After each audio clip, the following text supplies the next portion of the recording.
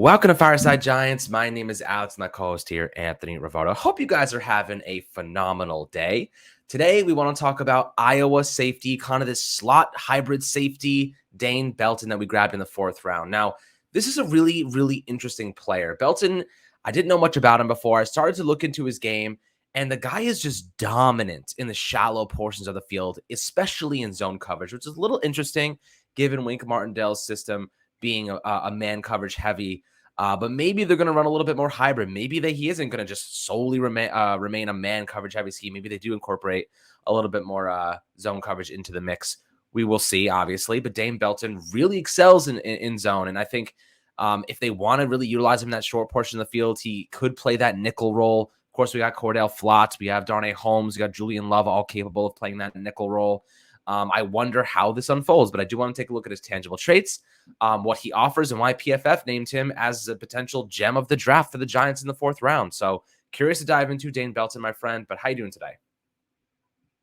I'm doing great, and if I had to use one word to describe Dane Belton, it's versatility. He is a player that played numerous roles on Iowa's defense, whether he was in the box, whether he was playing deep safety, or playing in the nickel, and he's got some traits that make him a really great developmental prospect. This is a guy that the Giants drafted in the fourth round with the 114th overall pick, so, it's not like he's expected to be a day one instant impact starter, but considering how thin the Giants are in the secondary, with recent departures like Logan Ryan, like Jabril Peppers, like James Bradbury, there's an avenue for Dane Belton to make an impact as early as day one because of the lack of depth on the roster. So he can be used in a variety of ways, kind of similarly to former fourth round pick in 2019, Julian Love, right? Julian Love, we've seen him play out wide. We've seen him play in the slot. We've seen him play free safety, strong safety, in the box. He's done it all. And Dane Belton could be a very similar player with a similar skill set. And keep in mind, Julian Love, 2019, so he's only got this final year on his contract. This could potentially be a gateway to have another utility player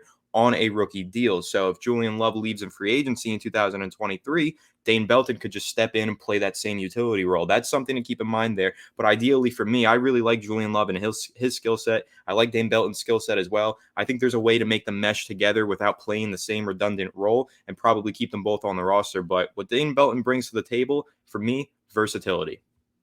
Yeah, I mean, the guy, 6 foot, 205 pounds, super, super versatile. When you're looking at him as like a prospect, he really stands out because he creates turnovers. If you're Wink Martindale, you love aggressive players. You love guys with good instincts. Dane Belton creates turnovers. That is the main point. Xavier McKinney last year creates turnovers. You have guys that can do that type of thing, and your defense is going to get the offense on the field quite often. He had 5 interceptions last year, 7 passes defended, 3 tackles for a loss, and 46 total tackles as a mesh kind of DB. They called it the cash position because he was kind of a safety playing in the slot. So really interesting player here. When they drafted him, here's what he had to say. And I love this quote. I mean, guys, if you guys wanted somebody, a player who just grinds tape, just is always looking to improve, Dane Belton is your guy. He said, first off, let me preface this by saying this is what they asked. They asked Dane Belton himself what the Giants were getting. So this is what his response was.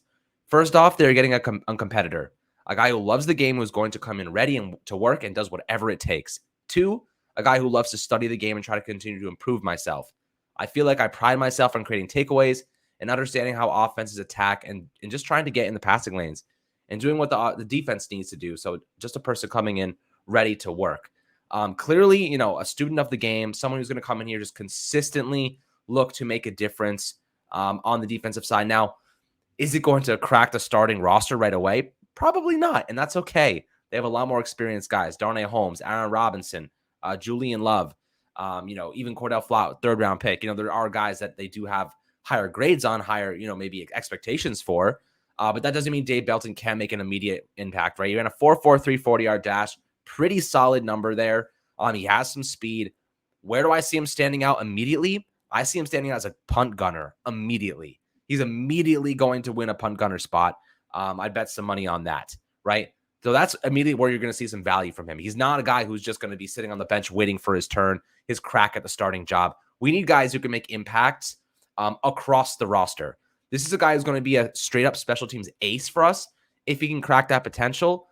So I am excited to see how he leverages those skill sets. But Anthony, how important do you think it is to have a defensive back like him that can curate a lot of turnovers, right? You have Xavier McKinney had 5, 6 interceptions last year, maybe a forced fumble on top of it. When you have guys who are creating a lot of turnovers, how important is that, especially to a defense that really lives and dies by the man coverage scheme, which is, a risky one at that. If you get beat deep, there's no one back there to help you a lot of times. So how important is those takeaways just keeping the offense on the field? Yeah, of course, it's of the utmost importance to be a playmaker, right? And if Dane Belton can be a playmaker, then that's exactly what the Giants need. Just to be a guy that can go out there and potentially force a turnover, break up some passes, not even get the interception yourself, but maybe get a pass defended, ball tips up in the air and Xavier McKinney's there to snag it, right? He can be one of those players who's super aggressive. Now, of course, that might lead to him getting beat over top sometimes. That's always, kind of the risk reward with having an aggressive playmaker on the defensive backside of the ball, right? But if you are an aggressive playmaker, every now and then you're going to create some turnovers. And that's kind of something that the Giants need. I said that I really like Julian Love and his skill set, but Julian Love gets one interception a year, according to his career. He's literally had one every year. He's not really that playmaker. He's not super aggressive. He's a little more conservative. And a lot of that has to do with his lack of athleticism and straight line speed. So he plays a very safe role in the Giants defense. So when I say they play similar roles, it's not the exact same because Julian Love is a little more reserved and more conservative in his playing style. And then Dane Belton is a little bit more of a playmaker. He's a little more aggressive. So he might be the one that can tip the ball up and can kind of, go get some interceptions, maybe a pick six here and there. Who knows? Maybe that's dreaming a little too large for a rookie. But Dane Belton is definitely a guy who's known to be a playmaker in college. And that kind of skill set, that kind of aggression, that great mindset that you mentioned when you were reading some of his quotes, that mentality does lead to big plays. And big plays is something that the Giants need. Right. So, my biggest question for Dane Belton is how does he translate to a man coverage scheme from the zone? Looking at him, his weaknesses are really, really, I think, kind of technical based. He doesn't have like top end athleticism. He's not going to, catch up to Tyreek Hill running downfield. Not that many people can. But at the end of the day, like what are his weaknesses? So, this is kind of what NFL.com has to say. Instincts from high safety are work in progress, loses track of deepest target responsibility, lacks the athleticism and speed for expansive coverage, below average bounce and suddenness underneath. Art Stapleton said that he kind of played this like outside linebacker, strong safety role. So maybe that's what the Giants are seeing in him, because they don't really, like you said, Julian Love's kind of isn't a strong safety, downhill, aggressive type of player. That is not how we want to use Julian Love. I think he's a better in a kind of a slot or fill in for Xavier McKinney on the deep portions of the field. If they're going to go with a too high safety look, love Julian Love back there. But I don't know how he's going to fit this team this year. I love the guy, but like, again, I just don't know how they're going to use him because his skill set better fits a zone coverage scheme than it does a man in a sense. So does Belton's though. Like, are they going to use him in this strong safety kind of role? I don't necessarily think so. I think they kind of will use him in this like slot, it's like safety slot type of like, I don't know, like transitionary role where like they're trying to figure out where exactly he fits, what mold he fits. Like we talked about Yusuf Corker yesterday. He fits the strong safety mold, rather, right? He's an aggressive, downhill, run-stopping defensive back. Like that's the type of guy you want to develop into a strong safety. I don't know if Dane Belton has the strength and the size and like that type of aggressiveness to be like a high-end strong safety. So I'm curious to see how they develop him. Like he's really good against zone coverage, like I said before. He reads quarterbacks' eyes extremely well. He undercuts routes. He has a great understanding of that. So it makes me curious, though, right? Like, why would they draft a guy like that who is really predominantly dominant in zone coverage, Anthony? You know what I mean? Like, what do you think the logic behind it is, really? Well, when we talk about teams that play a lot of man coverage, right? They're not lining up and playing man coverage 70% of the time. A lot of man coverage in the NFL nowadays is 40% of the time. That's a lot of man coverage to be played. So there's still 60% of the time that teams are usually in zone. It's very rare that a team is actually playing 70% of their snaps in man coverage. So yeah, this is a team that the Giants are building where Wink Martindale's scheme is going to rely heavily on man coverage, especially in crucial moments. But still, the majority of most NFL defensive game plans is based around a zone coverage scheme. It's really a play to play matter, and it depends on who the opponent is. So I think there's, kind of something to be said about having personnel that can do both. There's got to be some guys on the roster that are excelling in man coverage. You know, Adoree Jackson, he's great in man coverage, right? But then you need some guys that are great in zone coverage too. So like a Dane Belton, you kind of need both in order to have a compatible and efficient defense. And Dane Belton, again, he's very aggressive. He plays well in those zone defenses. And I think the Giants are honestly going to be running a lot of nickel and dime defenses this year.